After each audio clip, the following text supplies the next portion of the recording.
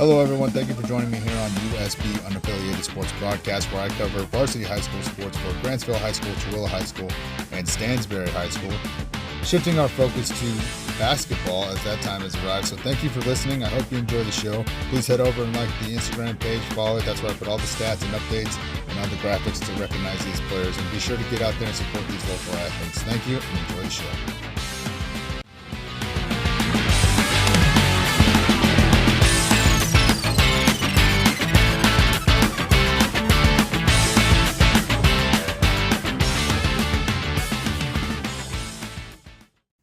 Hello, everybody. Good morning, good afternoon, whatever time it is that you're listening to this.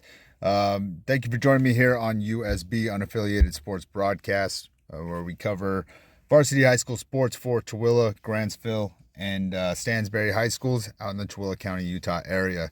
Hey, this is going to be the recaps from February 4th from those games. We had 5 games yesterday. We're going to go over those. And then we've also got the game day coverage for today, February 5th. So, it was a busy day yesterday. A lot of games, and they were all home games, and that's pretty cool. Makes it hard to do what I do, but it's definitely pretty cool. And hopefully you guys got out and at least checked out one of these games because they looked like they were some pretty good games. So let's just jump right into it. We'll keep it in line with the way that we kind of, that I posted it on the Instagram. I like to keep it in that order. It may not mean anything to anybody else, but to me, it just seems like the right thing to do. So, recap number 1, we had the Tooele ladies defeating Murray at home last night, thanks to a spectacular game from number 15 Berkeley McClaws, who finished with 19 points on the night, 5 3-pointers, 6 rebounds, and 2 assists. What a game for that young lady! Congratulations! That's a heck of a performance. It was an equally impressive game from number 3, Hallie Hogan, as she would finish with 11 points, 3 3-pointers of her own, 5 rebounds, 4 assists, and 3 steals all over the place there. Great job, young lady. Camilla Laura, she broke double digits for the first time in 3 games, so way to bounce back, young lady. Hopefully some of them were putbacks. That was kind of one of the things I was looking for yesterday. I haven't had a chance to go back and look at watch the game. I just looked at the stats this morning. So hopefully some of those were some putbacks because, like I said, she does a great job getting rebounds, and I was hoping to see that. She would finish, like I said, with 10 points, 4 rebounds, 4 steals, and 1 block. So good job to you, young lady. Way to hit those double digits again. Now, as a team, the Lady Buffs hit an impressive 11 threes and had 5 blocks overall. What a performance there. They went 7 for 11 from the free throw line and had contributions from 7 different players on the score sheet last night. So great job to you, young ladies. Murray played a pretty good game, though. They had, with 3 players. There we go. They played a pretty good game, having 3 players break double digits for their team. They were led by number 13, Addison Allen, who had 12 points on the night, hitting 4 threes of her own. Murray shot 7 of 12 from the line, so not too bad there. And as a team, they dropped 6 3-pointers. So the ball was flying last night, it looks like. It looks like it was a pretty evenly contested game, with the exception of the first quarter, where the Lady Buffs outscored the Spartans 12-7, and they would win 3 out of the 4 quarters, securing themselves the win at home. So good job, ladies. Tooele takes both the games on the season in this matchup against Murray, and look to finish out the regular season at home this Friday against Hillcrest. The Huskies, who they beat earlier in the season, 54-33. So great job, ladies, and what a game for Berkeley McClaws. Seriously, fantastic performance from you, young lady. All right, in our next recap game, we had the Stansbury ladies take the 2 games in the season over Park City as they defeated the Miners at home last night in an overtime thriller with a score of 50-48. The defense in the fourth quarter was off the charts as neither team broke double digits, setting the stage for overtime. It was a big game for number 23, Dania Malu, as she tied her season high with 12 points on the night. Great job to you, young lady. Way to bounce back when it mattered most. The Stallions played very good team basketball, seeing contributions on the scoreboard from 9 different players. The ladies would hit 6 threes on the night and went 8 of 16 from the line.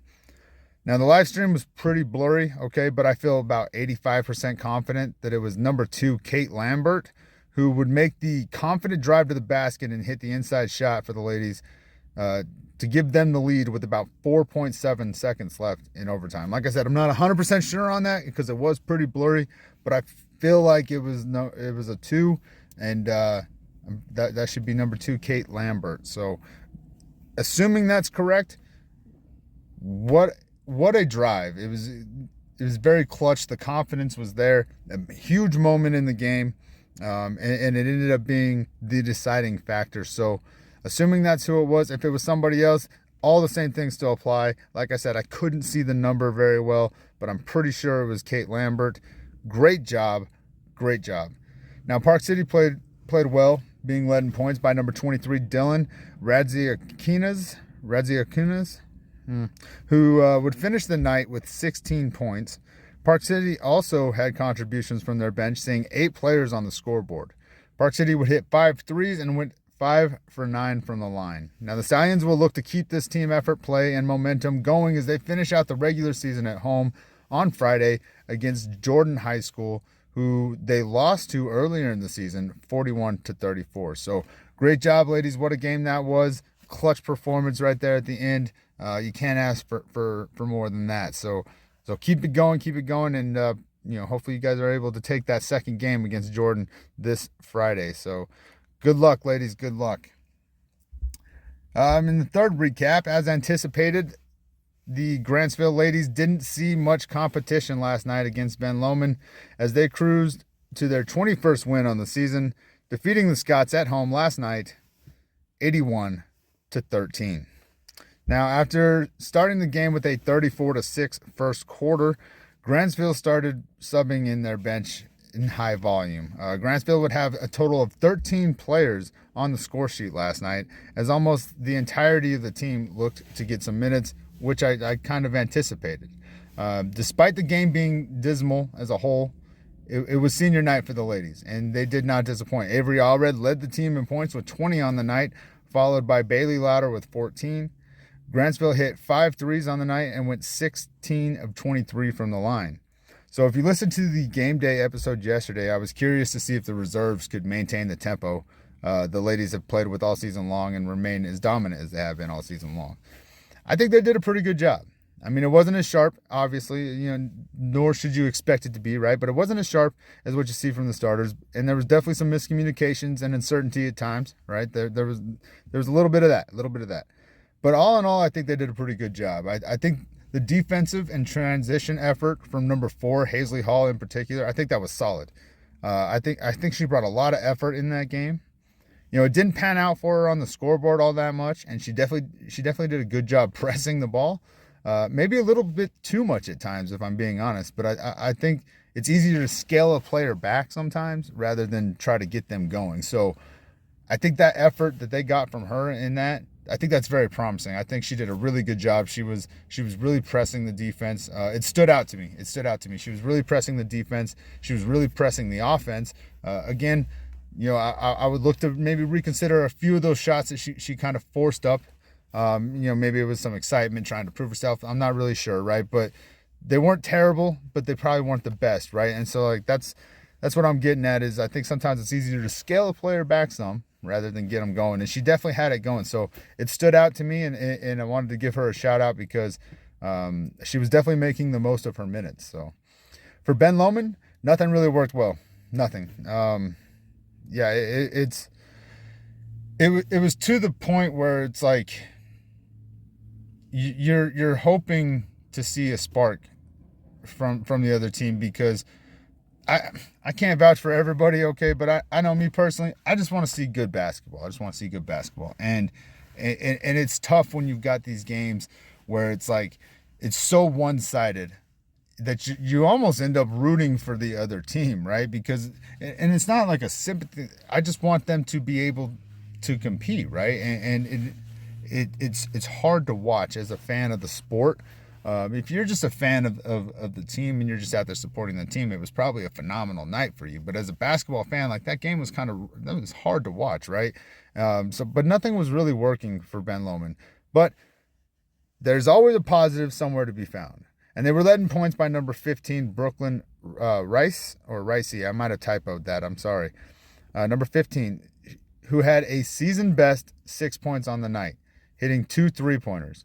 So good job to her, because despite the game itself, that's a season best for her, and I hope she's excited about it at least as much as she can be, because that's a big moment. She in a very tough game, she had the best game of her season on the scoreboard, at least. I mean, I can't vouch for her if it was her best defensive performance, right? But like on the scoreboard, she had the best game of the season for herself in arguably one of the hardest, if not the hardest, games of the season. So hopefully she can feel a sense of pride about that and carry it over and build from it. So the Scots would hit 3 3-pointers on the night and went 0 of 2 from the line. So Grantsville got to celebrate senior night in a dominant fashion and received their Region 13 championship trophy on their home court in front of their fans in what is sure to be a memorable moment for them and for the players and the staff. So Grantsville will finish out their regular season on the road this Thursday in Ogden, where they look to win the second game of the season against the Tigers after winning the first meeting 75-29. In our fourth recap, we had the Tooele men, as they hoped to pull the upset over Murray last night, but would fall short at home with a score of 63-49 favoring Murray. Now, Tooele played a very good 3 out of 4 quarters against Murray, but unfortunately, the 17-9 first quarter proved to be just a little bit too much. The Buffs shot a very good 12 of 17 from the line and hit 6 threes on the night. They were led in points by number 24, Crew Lewis, who had 20 on the night. Mason Heap added to his 3-point sharpshooting this season, hitting 3 3-pointers. And Grady Simons had 8 in his return from injury, and we're glad to see him back from the lineup. Back in the lineup, excuse me. Now, despite the loss, Tooele has got to be happy with their performance against Murray's number 2, Damani Wilkerson, as they held him to 12 points on the night after he scored 31 against them in their last meeting. They also did a very good job against Murray's big man, number 15, Ethan Davies, holding him to only 9 points after a season plagued with injuries. This has got to be a positive sign for the Buffs, in my opinion, as they continue to identify things they can build upon, in my opinion. So, yes, it's rough, but I think they've done a very good job of being able to create situations where they can look at it and they can just be like, hey, we need to, this part right here, we need to carry this over. And then this part right here, we need to carry this over.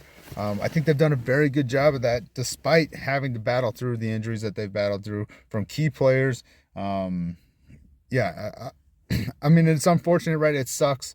There's no way to really lighten that realization, right? It's tough.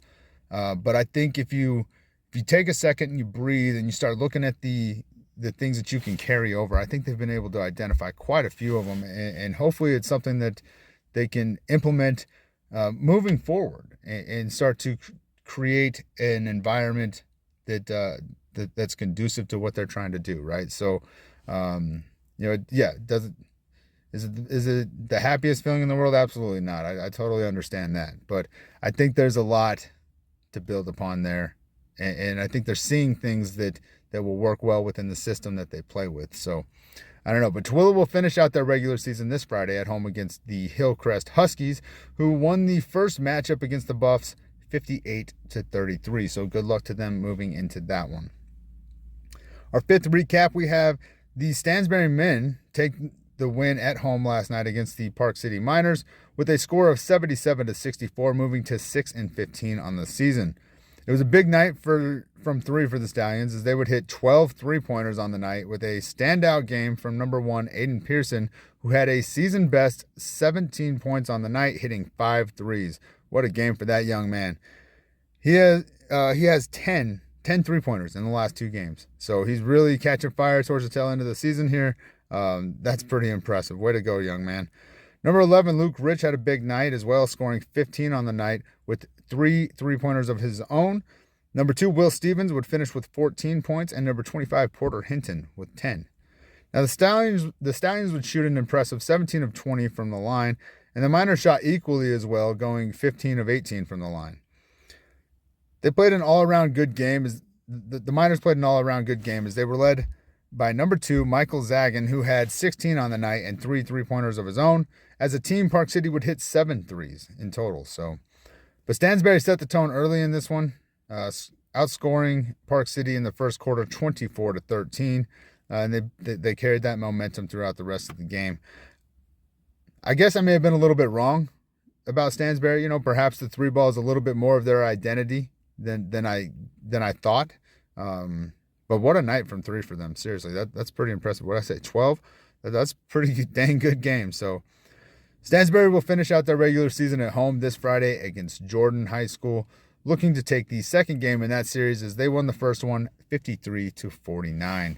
Good luck, guys. Good luck, and keep doing great things. All right, so for the game day coverage, we got one game today. Okay, one game, and it's not even at home. All right, so that kind of sucks. But one game, it's easier to cover for me. All right, so the 10-11 Grantsville Cowboys will be on the road tonight to face the 5-16 Ben Lomond Scots. Now, in their last meeting, in the last meeting between these two, Grantsville took the win thanks to a dominant second quarter, outscoring the Scots 25-7 for a final of 63-48, with Bryson Roberts leading the charge with the 28 points in that game. Now, heading into this matchup, the Cowboys are led by number 2, Bryson Roberts. He's got 18.4 points per game, 83 rebounds, 82 assists, and 40 steals. He's followed up by number 24, Dennis Castano. He's got 7.3 points per game, 27 three-pointers, 82 rebounds, and 46 steals. Number 11, Dresden Jensen with 6.1 points per game, 119 rebounds, 14 steals. In fourth place, they got number 10, Cam Killian with 4.8 points per game. He's hit 21 three-pointers on the season, snagged 21 rebounds, 12 assists, and 12 steals. In fifth place, number 20, Peyton Thornton. He's got 4.2 points per game. He's hit 8 three-pointers. He's got 31 rebounds, 12 assists, and 13 steals. I really think his defensive performance in the last game was spectacular. He was definitely doing the best that he could to try to bring the momentum back to his team. He played a very solid game. Very solid game. Number 34, Mike Troxel. He had 3.9. He's averaging 3.9 points per game. He's hit 10 three-pointers, 33 rebounds, and 4 steals on the season for him. So those are your top 6 for the Cowboys. Now, as for Ben Lomond, they're led in points by number 30, Jaredon Van Beekum, with 12.3 points per game. He's hit an impressive 46 three-pointers on the season, snagged 90 rebounds, 57 assists, and 42 steals. He's followed up by number 3, Corver Van Beekum, He's averaging 11.1 points per game. He's hit an impressive 36 three-pointers, 79 rebounds for him, 50 assists, and 21 steals. Now, my keys to success, not being one-dimensional. And what I mean by that, I feel like at times the Cowboys become dependent on Roberts leading the charge and being the primary scorer. Now, a lot of times he comes through on that, okay? So I can't really knock that all too much, but he does a very, very good job. But I don't think this is the goal of this team, right? I don't think that their goal is to have one player be the deciding factor of whether they win or lose, right? And I just feels like sometimes watching the team play and the energy that they play with, they're kind of just reliant on him to do those things, right? So I'm looking for them not to be one-dimensional in that aspect. I'm looking for this to be a big game for the entire team. I think this is a good matchup to get the assist game going in full force for the Cowboys. Pass it, move it around, get a bunch of people involved. I think this is a good game for that.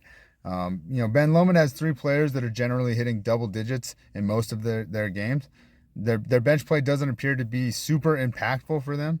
So I think this is an opportunity for Grantsville to get in rhythm and build off their great energy and all-around team play that we've witnessed, especially in that South Summit game where they had a bounce-back performance after, I'll just say it, playing like crap against Morgan, right? They came back out in that game and they played very well as a team. And so I'm thinking this is a good matchup for them to build off of that.